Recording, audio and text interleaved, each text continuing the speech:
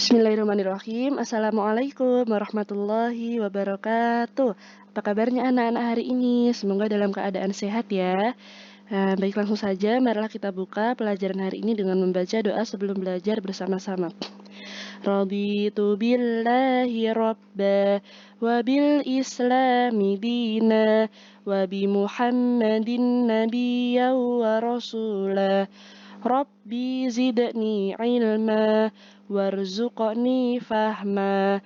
Amin. Amin ya rabbal alamin.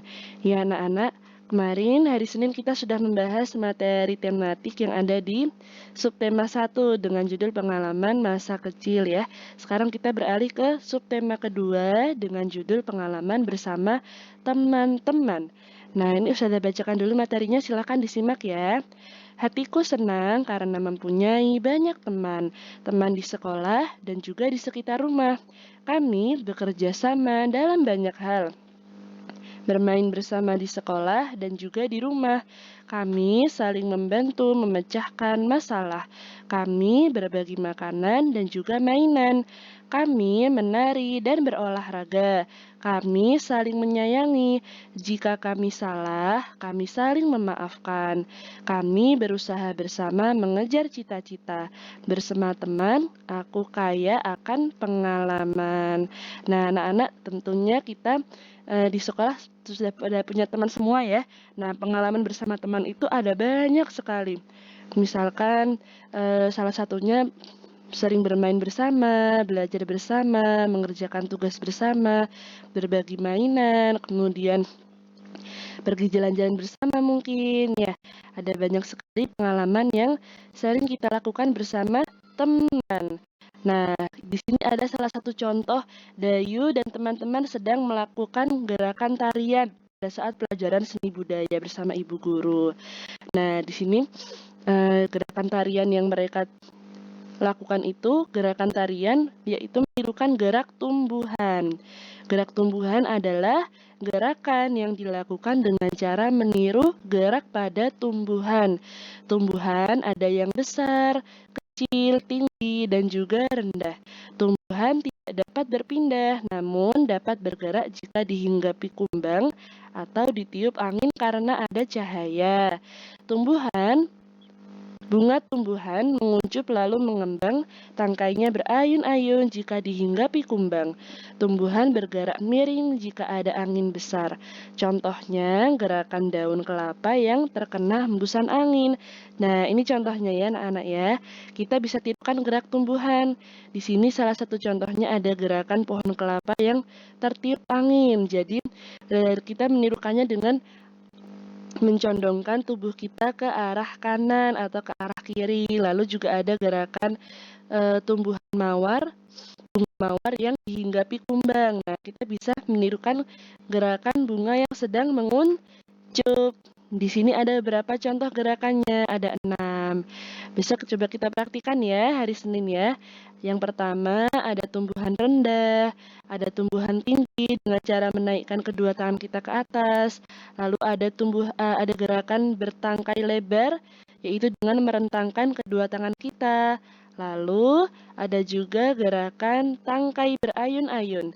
Di sini cara memperagakannya dengan menggerakkan tangan kita ke depan dan ke belakang seperti pada gambar. Lalu ada juga gerakan menjulang ditiup angin. Nah, seperti pohon ditiup angin ya tadi ya sesuai gambarnya ya. Lalu ada juga gerakan bunga menguncup. Nah, seperti ini contoh gerakannya. Bisa kan kita praktikan ya. Nanti akan Ustazah suruh beberapa anak untuk maju ke depan kelas untuk mempraktikkan gerakan menirukan gerak tumbuhan gitu. Nah, di sini ada sebuah cerita di sekolahnya Udin. Ibu guru sedang mencontohkan gerakan tanaman. Gerakan ibu guru terlihat luwes. Gerakan anak-anak banyak juga yang lucu. Ini pengalaman mereka pertama kali menari gerakan tumbuhan. Mereka memperagakan gerakan pohon kelapa yang tertiup angin.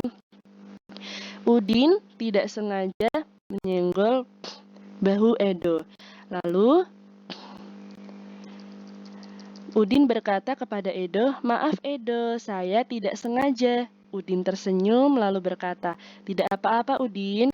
Edo dan Udin kembali mencoba gerakan pohon kelapa.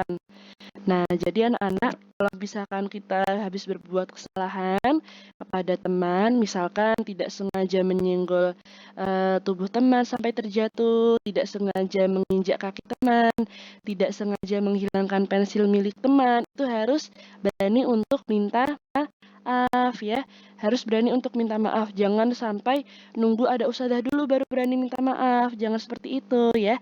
Harus dibiasakan berani minta maaf ke siapapun itu, tidak hanya kepada teman, kepada orang tua, kepada guru, kepada saudara besar, kepada kerabat dan lain-lain ya, harus berani untuk minta maaf.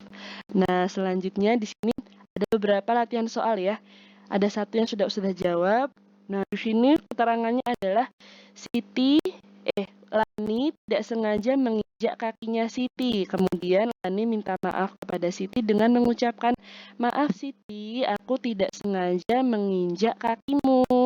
Begitu. Soal yang kedua kita kerjakan ya.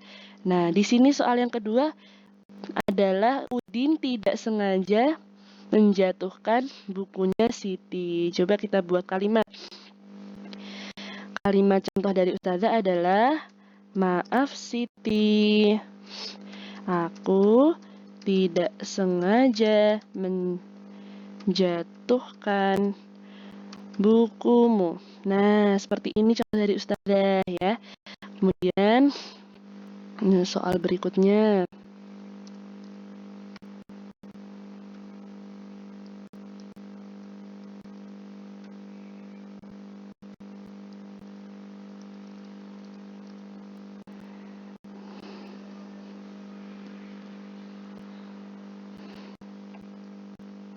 Soal berikutnya di sini ada Edo yang tidak sengaja menyenggol bahu Udin saat melakukan olahraga. Nah, kalimat permintaan maafnya adalah contoh dari Ustazah ini ya. Kita tulis bersama di sini. Maaf Udin,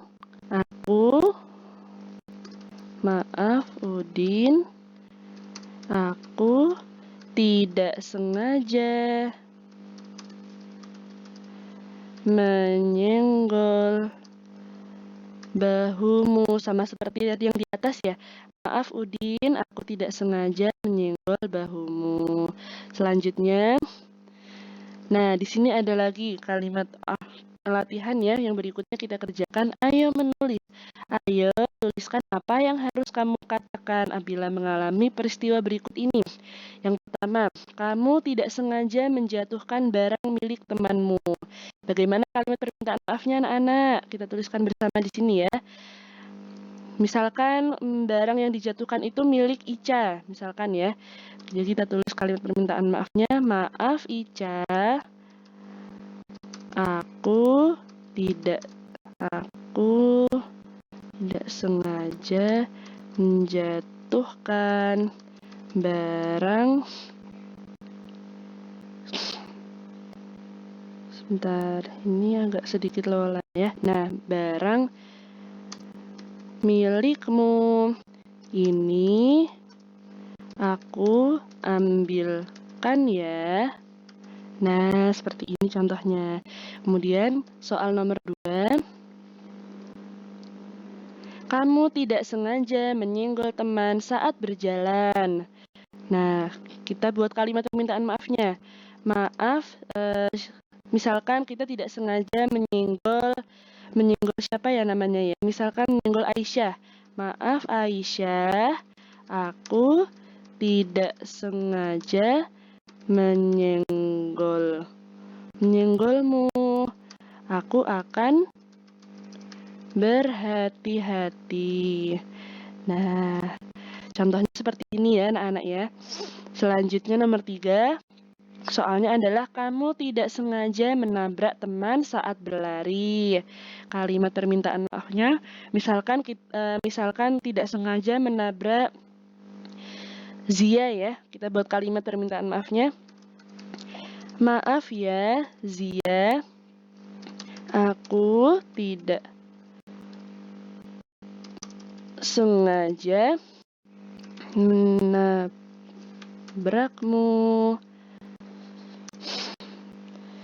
Maaf ya Zia, aku tidak sengaja menabrakmu. Nah, kemudian soal yang terakhir adalah nomor 4. Kamu lupa mengembalikan buku yang kamu pinjam dari teman. Misalkan kita lupa mengembalikan buku yang dipinjam dari teman-teman. Misalkan siapa ya? Misalkan Mbak Lutfia ya, Mbak Via misalkan. Nah, kalimat permintaan maaf dari Ustazah adalah contohnya, maaf ya Via, aku lupa mengembalikan buku milikmu. Kemudian kalimat berikutnya adalah insya Allah besok akan kubawakan. Nah, selanjutnya nomor 5. Kamu tersandung barang teman yang tergeletak di lantai. Oh ya, sudah bacakan dulu yang nomor 4 ya. Jadi kalimat contoh dari Ustazah nomor 4. Kamu lupa mengembalikan buku yang kamu pinjam dari teman. Kalimat permintaan maafnya adalah, maaf ya Via, aku lupa mengembalikan buku milikmu. Insya Allah besok akan kubawakan. Seperti itu anak-anak. Kemudian nomor 5, soalnya adalah kamu tersandung barang teman yang tergeletak di lantai. Nah, misalkan barang yang tergeletak itu adalah milik Hasna ya, Mbak Aski Hasna. Maaf ya Hasna, barang ini, misalkan yang tersandung itu adalah buku ya, buku ini tidak sengaja tersandung oleh kakiku. Lain kali aku akan berhati-hati. Nah, jadi contohnya adalah, maaf ya Hasna, buku ini tidak sengaja tersandung oleh kakiku. Lain kali aku akan berhati-hati. Contohnya seperti itu anak-anak ya. Jadi ada banyak sekali kalimat yang bisa kita ucapkan pada saat mengucapkan kalimat permintaan maaf ya, tergantung oleh situasi dan kondisinya anak-anak. Yang penting jangan lupa untuk mengucapkan kalimat maaf ya, harus berani. Jangan menunggu ada ustadzah dulu atau jangan menunggu untuk lapor ustadzah dulu, jangan. Harus berani untuk mengucapkan kalimat maaf ya, maaf. Nah, jadi salah satu fungsi anak-anak untuk berani mengucapkan kalimat maaf adalah agar hubungan pertemanan anak-anak dengan teman yang lain itu tetap hangat, tetap akur, tetap rukun ya, tidak ada yang marah-marahan, tidak ada yang musuh-musuhan gitu ya. Jadi harus berani untuk mengucapkan maaf ya kepada temannya ya ketika berbuat salah. Selanjutnya, Udin berbuat salah kepada Edo. Udin meminta maaf kepada Edo. Edo memaafkan Udin. Siti memuji sikap Udin dan Edo. Masalah yang sempat timbul segera terselesaikan. Siti teringat kejadian minggu lalu. Hari Minggu lalu, Siti sedang bermain di teras rumah. Nah, jadi anak-anak, fungsi dari mudah memaafkan kepada teman itu adalah masalah akan mudah untuk terselesaikan. Jadi misalkan ada sebuah masalah di dalam kelas. Masalahnya yaitu Nadine, misalkan Mbak Nadine ya, contoh saja ini misalkan. Contohnya Mbak Nadine menghilangkan pensil milik Mbak Nadia. Nah, kemudian Mbak Nadine segera minta maaf ke Mbak Nadia. Maaf ya Nadia, aku tidak sengaja menghilangkan pensilmu. Besok akan aku ganti pensilmu dengan pensil yang baru, misalkan seperti itu. Nah, dengan minta maaf itu, masalah akan cepat terselesaikan anak-anak. Jadi tidak berlarut-larut, tidak sampai besok, tidak menimbulkan permusuhan ya. Begitu. Jadi harus berani untuk mengucapkan kalimat maaf ya kepada temannya ya. Kepada siapapun juga harus berani. Kemudian Dayu ingin ikut bermain. Mereka bermain boneka bersama. Ibu Siti menyuguhkan es sirup untuk mereka. Tiba-tiba, Dayu tidak sengaja menumpahkan es sirup. Boneka Siti menjadi basah dan merah karena sirup. Dayu langsung pamit pulang. Siti sedih, bonekanya kotor. Ibu menghibur Siti dan membantu mencuci bonekanya. Nah, ini ya. Ini adalah salah satu contoh anak yang tidak bertanggung jawab anak-anak. Jadi tidak boleh seperti ini dicontoh ya. Kalau misalkan berbuat salah harus segera minta maaf. Di sini ceritanya Dayu sedang bermain ke rumahnya Siti. Lalu tiba-tiba Dayu tidak sengaja menjatuhkan minuman sirup yang ada di atas meja, dan minuman sirup ini menimpa boneka Siti. Bonekanya menjadi basah dan kotor. Dayu tidak segera minta maaf, dia malah langsung pulang. Nah, akhirnya Siti sedih sampai menangis ya. Tidak boleh dicontoh seperti ini anak-anak ya, harus segera minta maaf dan berani bertanggung jawab. Bertanggung jawabnya seperti apa Ustazah? Bertanggung jawabnya berarti harus segera membersihkan meja ini ya dari kotoran sirup, lalu membersihkan bonekanya juga. Bonekanya harus dibersihkan agar bersih seperti sedia kala. Gitu ya anak-anak ya, harus berani berbuat dan bertanggung jawab. Sebentar.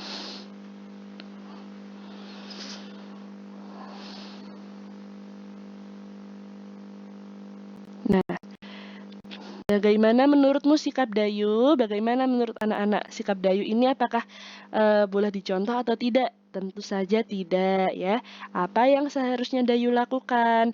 Yang seharusnya Dayu lakukan adalah segera minta maaf dan bertanggung jawab terhadap apa yang telah diperbuatnya.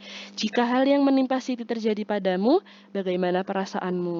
Kalau misalkan kita menjadi Siti anak-anak, bagaimana perasaan kita? Tentu saja sedih ya, tentu saja sedih, marah, kesal. Nah, kemudian apa yang akan kamu lakukan? Yang akan kita lakukan tentu saja akan menegur Dayu atas sikapnya ya. Jadi tidak boleh seperti itu ya, jangan dicontoh. Nah, aturan bermain bersama teman. Bermain bersama teman di rumah sangat menyenangkan. Akan tetapi, perlu kamu ingat, ada hal yang boleh dan tidak boleh dilakukan.